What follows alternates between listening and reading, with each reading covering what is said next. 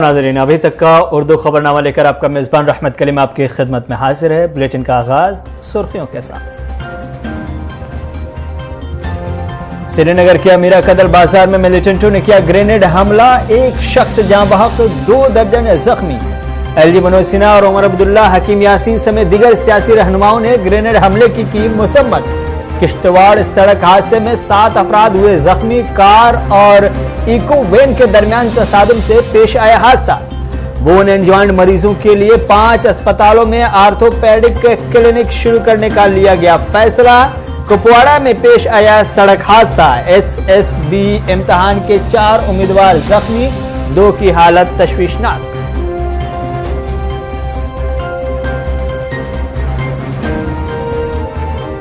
UP में आखिरी मरहले की वोटिंग कल सुबह होगी शुरू, शाम 7 बजे से एग्जिट पोल का होगा आगाज।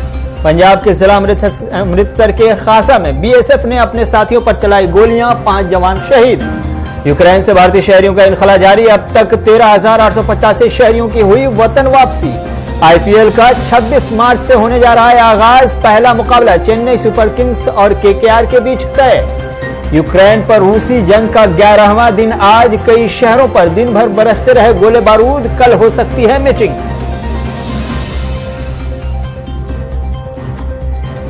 सुर्खियों के बाद खबरें तफसीलात के साथ। वादी कश्मीर को मिलिटेंसी ने जिस कदर बदनाम किया है, शायद ही किसी और चीज से वादी इतनी बदनाम हुई हो। वादी कश्मीर जन्नत बेनसीर और जन्नत अर्जी के ताज को अपने सर पर बचाने की मुसलसल कोशिश कर रही है, लेकिन यह वादी के दुश्मन, इंसानियत के दुश्मन और गुमराही के अंधे कुएं में भटक रहे नौजवान जिनके हाथों में बंदूक है, वो न सिर्फ वादी की शनाख्त पर हमला कर रहे हैं, बल्कि वादी की कश्मीरियत और इंसानियत पर भी चोट पहुंचा रहे हैं। आज भी उन मिलिटेंटों ने कुछ ऐसा ही किया। जगह थी अमीरा कदर, बाजार में रौनक थी, चहल पहल थी, लोग खुशी खुशी घरों से अपनी जरूरियात की चीजों को खरीदने के लिए आए थे। अपने बच्चों के लिए खिलौने खरीदने के लिए कई वालिदैन इस अमीरा कदर बाजार आए थे। घर में मासूम बच्चे माँ बाप के आने का इंतजार कर रहे थे। बूढ़ी माँ अपने बेटे का इंतजार कर रही थी ताकि वो उसकी दवा लेकर जल्द बाजार से आ जाए, लेकिन शायद उन मासूम बच्चों को और उन बूढ़ी माओ को यह अंदाजा नहीं था कि उनके खिलौने और दवाओं की जगह अस्पताल दौड़ने की खबर आएगी। चूंकि नाम नेहाद झूठे और गुमराह किए गए हथियारबंद समाज के दुश्मन अनासिर यानी मिलिटेंटों की टीम अपने नापाक मंसूबों के साथ उसी अमीरा कदर बाजार में ग्रेनेड से इस अंदाज में हमला करता है कि एक घर का चिराग बुझ जाता है और 2 दर्जन घरों के चिराग टिमटिमाने लगते हैं।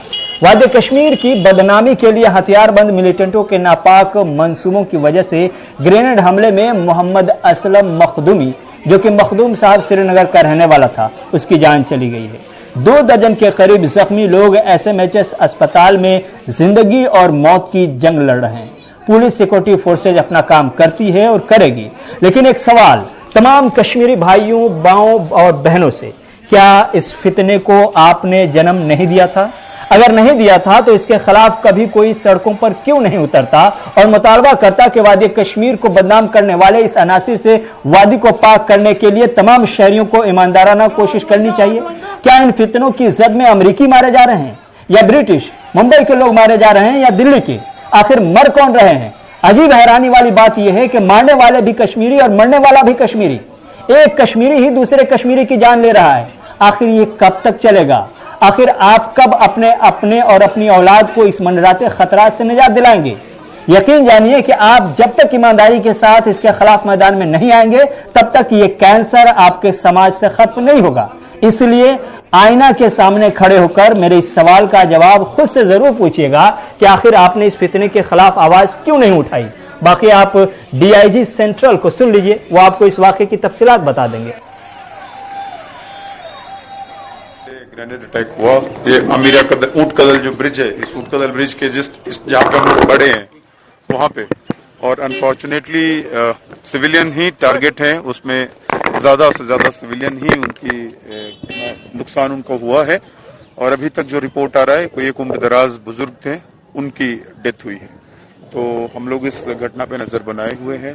यहाँ के आसपास का जो भी CCTV फुटेज जो आसपास यहाँ CCTV दिख रहे हैं, और हमारे कमांड व्हीकल्स वगैरह में जो भी थे, और चश्मदीदों के बेस पे हम लोग कोशिश कर रहे हैं ट्रेस करने की।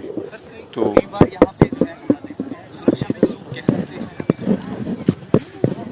सिक्योरिटी पर्सनल तो आपके साथ साथ खड़े थे। अगर हमारा पुलिसमैन इंजर्ड नहीं होता तो शायद सिक्योरिटी में चूक आप लोग बोल भी सकते थे, क्योंकि उसमें जो भीड़ है उसमें सिक्योरिटी पर्सनल भी इंजर्ड है। तो जिसने टारगेट किया वो किस चीज को टारगेट किया ये उसको देखना था।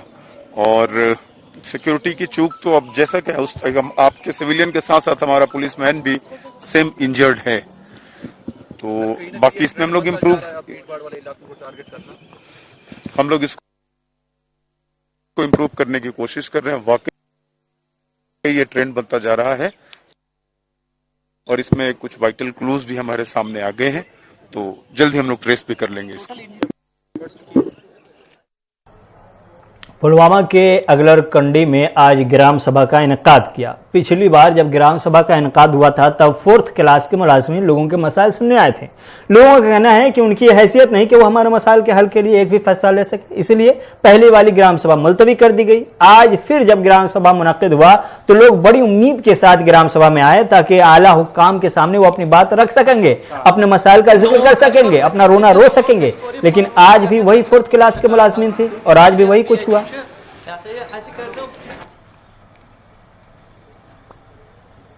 14 तारीख को ये ग्राम सभा मुनक्किद होनी थी, क्योंकि बदकिस्मती की वजह से जब हम यहाँ पे आए तो यहाँ पे कोई हायर अथॉरिटी नहीं, कोई जिम्मेदार एम्प्लॉय नहीं था। यहाँ पे जो भी था यही क्लास पूर्ति थे। फिर हमने वो कैंसिल किया, हमने उसको मुअत्तल करवाया। तो फाइनली आज इसका नया नतीजा आया है। तो ये आज ये ग्राम सभा यहाँ पे मुनक्किद होनी थी। हमें बहुत एक्सपेक्ट थे इस ग्राम सभा पे कि यहाँ पे डिस्ट्रिक्ट एडमिनिस्ट्रेशन के कुछ अच्छे आला अफसरान आए होंगे जो हमारे मसले मसाइल को हल निकालेंगे। लेकिन बदकिस्मती की वजह से जब हम आज फिर यहाँ पे फिर वही हालत है जो पिछली ग्राम सभा में थी। हमारा कोई फायदा नहीं हुआ कि ये ग्राम सभा फिर से करने की, क्योंकि ग्राम सभा में कोई मसले मसाइल होते हैं, इनका कोई सुनने वाला होगा जो मसले मसाइल का हल दे। लेकिन बदकिस्मती की वजह से यहाँ फिर से वही एम्प्लॉय है। मैं आपको एक उदाहरण देता हूँ, एक मिसाल देता हूँ यहाँ पे कि R&B की उन्होंने हमें बहुत परेशान करके रखा। पिछले साल उन्होंने मैग्नेमाइज किया था इस लिंक रोड को, जो हमारा मेन रोड है जो द्रबगाम से पखरपुरा के लिए जाता है। पुल के पास एक मोड़ है जो बिल्कुल खस्ता हाल है, आपने भी देखा, आप वहीं से आए होंगे। अब हम मीडिया के जरिए गुलिस्तान न्यूज के माध्यम से हम ये गुजारिश कर रहे हैं कि ये जो हमारी डिमांड है, हमारी प्रॉब्लम्स, हमारे इश्यूज जो है, ये आप हमारे गवर्नर साहब, हमारे आला हुकाम तक पहुंचाए ताकि हमारे इन मसले मसाइल का हल निकल जाए। दूसरी बात, हमारे यहाँ बहुत बड़ी तो सबसे बड़ी प्रॉब्लम है वो है ग्राउंड की, प्ले ग्राउंड की। क्योंकि आपको पता है कि play ground is a game, is a part of this education, क्योंकि ये बहुत जरूरी चीज है जिंदगी में भी और पढ़ाई में भी खेल जरूरी है। हमारे पास इसके लिए कोई मतलब अभी तक हमने तकरीबन 10 साल से हम पिट रहे हैं कि हमें ग्राउंड चाहिए। हर रोज कागज पे लिख के देंगे, लेकिन अभी तक नहीं। आज सुबह JK-SSRB इम्तहानात देने के लिए टंगधार से ताल्लुक़ रखने वाले उम्मीदवार कुपवारा हंदवारा आ रहे थे, जिस दौरान उन्हें वधपुरा मकाम के नज़दीक हादसा पेश आया जिसमें 4 उम्मीदवार जख्मी हो गए। 2 की हालत नाजुक बताई जा रही है। इंतजामिया की मजबूरी थी या मेहरबानी थी कि टंगधार में डिग्री कॉलेज होने के बावजूद वहां उन लोगों के लिए सेंटर नहीं बनाया गया और उन्हें हंदवारा बुलाया गया। अगर इंतजामिया ने टंगधार में भी सेंटर बनाए होते तो फिर इन नौजवानों को आज इस हादसे का शिकार नहीं होना पड़ता, शायद हम ऐसा कह सकते हैं। अलबत्ता इंतजामिया की अपनी मजबूरी और उससे कहीं बड़ा एक्सक्यूज होता है जिसकी वजह से उम्मीदवार मजबूर होते हैं। इस बीच एडिशनल डिप्टी कमिश्नर कुपवारा गुलाम मोहम्मद भट्ट ने सब जिला हंदवारा का हंगामी दौरा कर लिया, जिस दौरान उन्होंने इम्तहानी मराकज़ और जिला अस्पताल का भी दौरा करके जख्मी उम्मीदवारों की इयादत की। इधर इस दौरान जख्मी उम्मीदवारों ने मीडिया से बात करते हुए कहा कि अगर टंगधार में भी degree college higher secondary school है तो उन्हें टंगधार में ही क्यों नहीं इम्तहानात के सेंटर बनाए गए। उन्होंने कहा कि अगर वहां भी हर तरह की सहूलियात है तो फिर उनको इस तरह की मुश्किलात में क्यों डाला जा रहा है।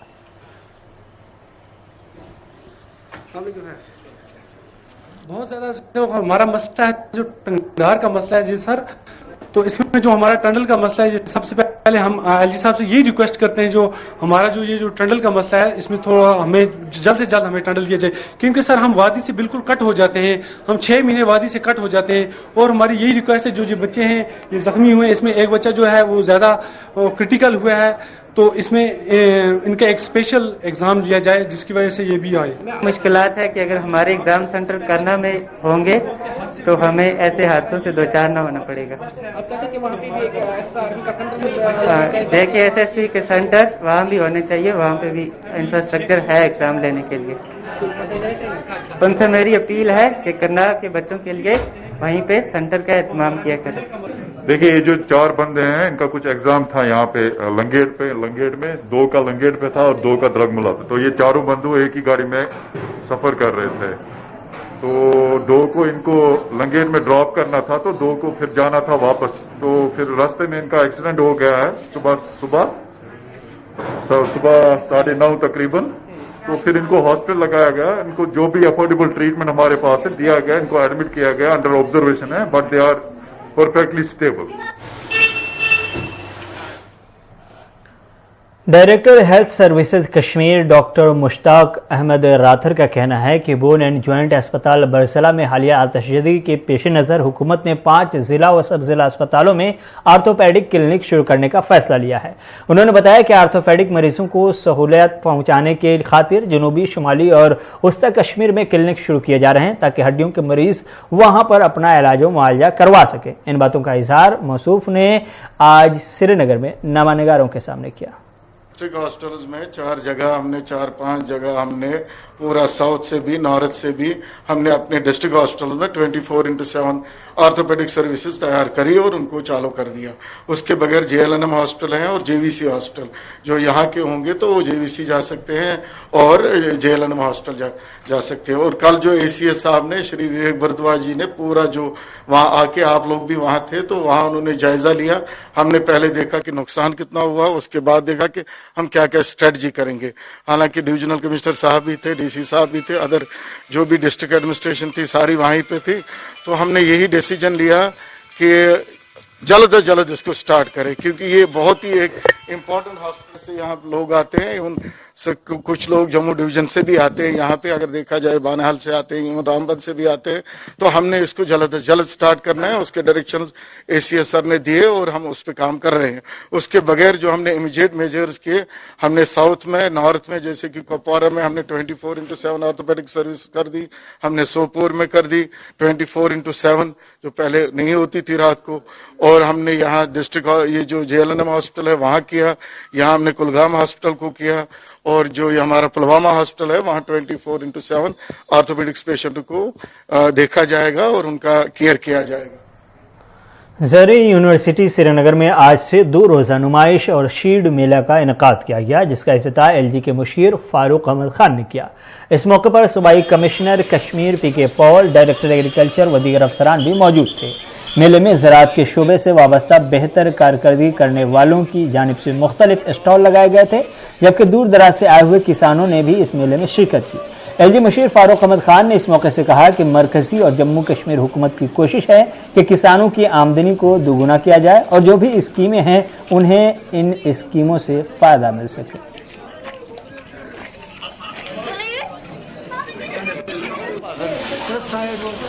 ये बजाते खुद आज का जो फंक्शन है ये आपको बता रहा है कि हम सब की जो मुश्तरका कोशिशें हैं, हमारी सुकास कश्मीर, सुकास जम्मू और डायरेक्टरेट जो हैं हमारे हार्टिकल्चर के, एग्रीकल्चर के, पोल्ट्री के, डिफरेंट सेरिकल्चर वगैरह वगैरह, वो सब के सब इस वक्त तनदही से लगे हुए हैं। बिल्कुल कि जो हमारे ऑनरेबल प्राइम मिनिस्टर साहब ने जो एक नारा दिया है, गारंटी दी है कि हमने किसानों की आमदनी को डबल करना है।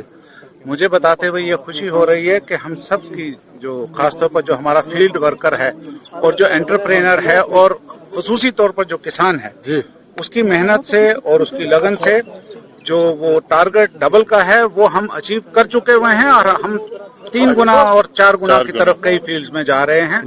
इसमें हर तरह की मदद की जा रही है, डिफरेंट स्कीम्स हैं और किसान के लिए तो हर एक स्टेज के ऊपर, चाहे उसकी उसको जो एक माली इमदाद दी जाती है प्रधानमंत्री जी की तरफ से, चाहे उसका जो फसल बीमा योजना है, चाहे डिफरेंट किस्म की उनको जो सिंचाई की योजनाएं हैं, हर तरह की अनगिनत योजनाएं हैं किसानों के लिए।